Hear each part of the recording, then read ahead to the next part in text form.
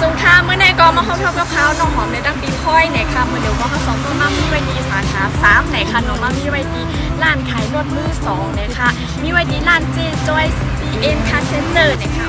อ๋อค่ะที่ร้าน CPN Car Center นะคะก็จะเป็นรถมือ2นะคะรถยนต์ก็จะมีหลากหลายคือพี่น้องเขาเลือกนะคะว่าจะเป็นรถเก๋งรถกระบะ Toyota Vigo Levo นะคะมีหลายหลายเมี่ยวคือเลือกกันไล่นะคะเนาะค่ะที่ไหนๆก็อนุมัติผ่านเร็วเอกสารทุกอย่างนะคะเจจอยจัดให้ค่ะอ๋อค่ะสังเจว่าภัยไข้ผู้ไล่ย้อยย่ำเนี่ยก็เขามาอุโอกันไล่ตีสาขาค่ะนะคะเนาะสาขาเข้าค่ะก็จะมี3สาขานะคะสาขาที่1อยู่ที่เมโจนะคะสาขาที่2นะคะอยู่ไว้ตีนาวัดปูมานมงคลชัยแล้วก็สาขาที่3ก็คือตีเขาอยู่ไว้มาเลี้ยวเนี่ยก็จะเป็น